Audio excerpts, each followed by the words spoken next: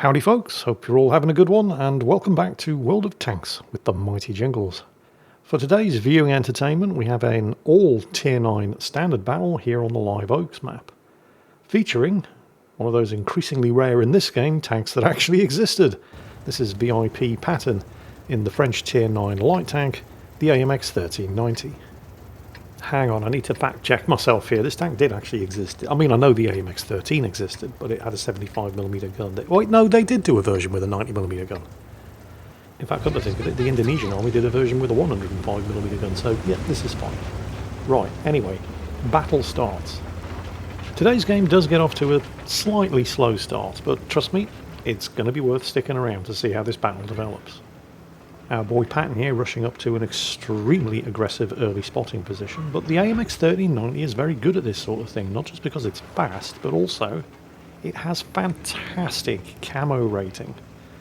And that's going to be key to your survival if you're playing this thing properly. There we go, there's some nice early spots. Unfortunately, because he is so fast and sneaky, he got here ahead of, well, aside from the old S103 over there who just got smacked. The rest of his team didn't really have the opportunity to take advantage of any of that spotting, not this early in the match. The S103 just lost a... He's going to take the hint, right? Hands up everybody who thinks he's going to take the hint and make himself scarce.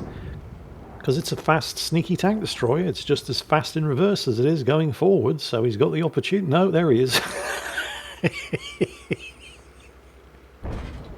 Still spotted, creeping backwards very, very slowly in siege mode.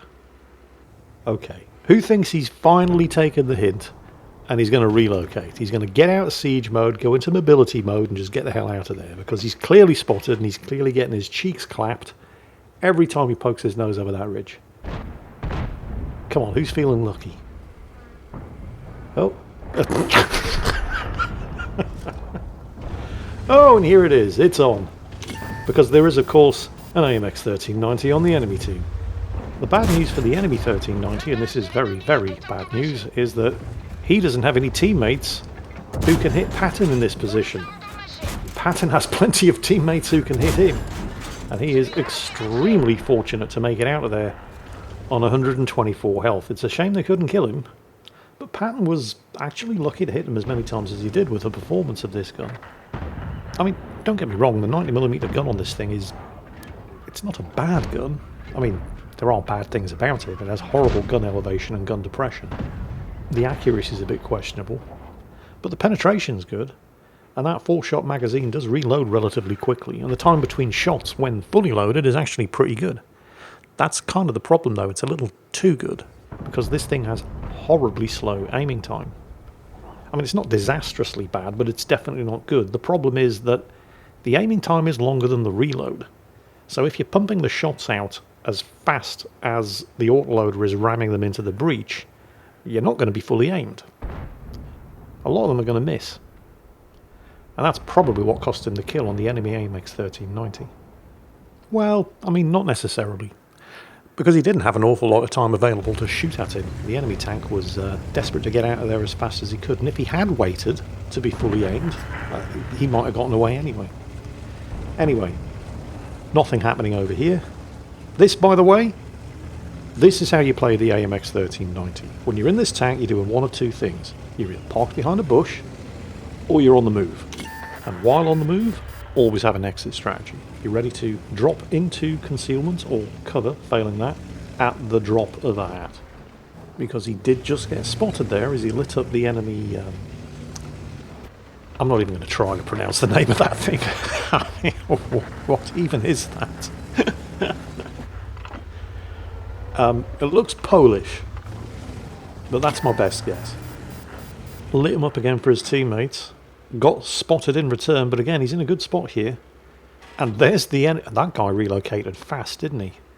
Really struggling with the gun elevation there on this incline, by the way, in order to get it pointed at the target. That's how bad the gun elevation and depression is on this thing, but good enough to finish off the enemy scout. The kills are even at 9 kills each, but the enemy team have a 3,000 hit point advantage. The gonk, because that's what we're calling it now, did just fire, which means he should have a couple of free shots while he waits for him to reload.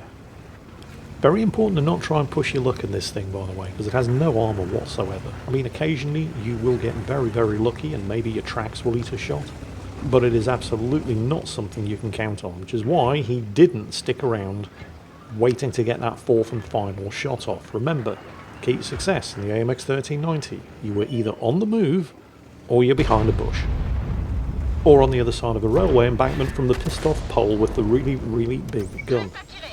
Oh, and it looks like he just got 900 spotting damage on him right before he nuked the GW Tiger, which is nice. It probably hasn't done anything to improve his mood.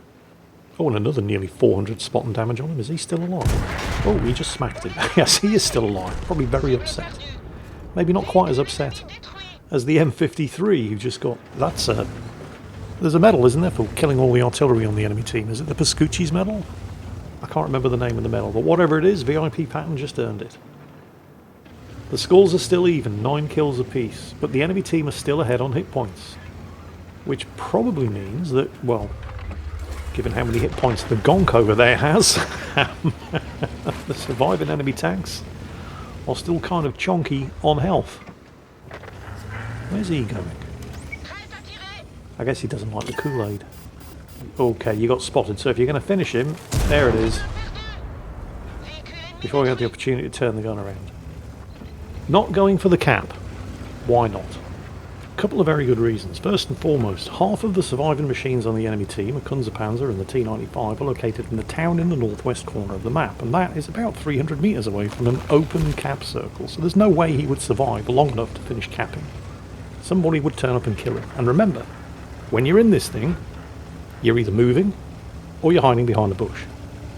Second reason, enemy team have just equalised the kills. They're 5,000 hit points ahead, and his 3 surviving teammates have got enemy tanks behind them. They need his help. So he's moving down back to his base in order to provide that assistance. And he's just lost another teammate. The enemy team are now 1 kill ahead. They only have 2,100 hit points between the 3 of them. Well, hello! Did you just fire your gun?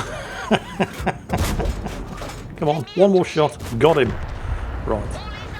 He did just lose another teammate, however. There's only him and the Ho-Ri 1 left. And the 3 surviving enemy tanks have more than 3 times the hit points of him and the Ho-Ri, who is over there. There's a second Gonk on the enemy team, though. Oh, he's really going to need to move up quickly here, because you can guarantee that guy is going to be spotting the Ho-Ri. Oh, yeah, the Ho-Ri's getting slapped. He's getting his cheeks clapped good and proper. Come on, dude, hold on. Patton's almost there. Oh, he took another hit. It looked like somebody's lobbing high explosive at him. Almost there. Oh, he's got him. Okay, good stuff. Get yourself into cover. Patton's going to move up and spot for you. 799 hit points between the 2 of them. The enemy team have 3,500. And one of them's a T-95. And that thing is a tough nut to crack. The other surviving enemy tank is another Panzer, and these guys have 6 kills between the 2 of them, so you have to treat them with respect. You can't just assume they're idiots, because, well, based on the number of kills they have, there's an excellent chance that they're not. A single high explosive shell will probably kill the Ho-Ri 1. Alright? You're on the move, or you're in a bush. Nothing spotted from that bush. The T-95 was last spotted just on the opposite side of the ridge. That Patton is circling around here. He's basically back where he started. We'll poke up and have a quick look. Unfortunately, knocked a tree over. If anybody's paying attention, they're going to know he's coming around here. But, well, what's done is done. There he is. Took the shot. Didn't stop. Just because you can see the T-95. Oh, nice shot. Ho-Ri took him out, but didn't stop. Just because the T-95 didn't have his gun pointed at you doesn't mean the Panzer didn't. So he keeps moving. I'm going to say it again. The key to survival in this thing, you're either on the move or you're hidden behind a bush. And that's hidden behind a bush, not just behind a bush. Right, the S-103 at the beginning was behind a bush, but he wasn't hidden. Right, and it's a very, very big and critical difference. So, okay, the Ho-Ri's moving up. You just sit on that ridge line. Doesn't look like he got spotted. Otherwise he would have stayed backed off. Okay, so the Kunzerpanzer's got to be lurking in the town somewhere. Actually, you know, he might be AFK. Because why would he just leave the T-95 to it? So where is he? Well, he was last spotted over here, but that was 5.5 minutes ago. He's right there. He's still in exactly the same spot where he was last seen nearly 6 minutes ago. He's got to be AFK, surely. Well, there's an excellent chance that he is, because he left the T-95 to his own devices and he's been sitting in that exact spot for 5.5 minutes. Didn't even look as if his turret was moving. I mean, it looks like he's AFK, but VIP Patton's spider sense must be tingling because he's not taking anything for granted here. Hori 1's moving in. He thinks it's all over. Oh, it is now. The Kunzerpanzer is not AFK.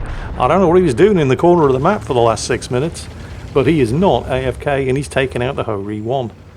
And he has too much health for 4 shots from this autoloader to finish him in 1 reload.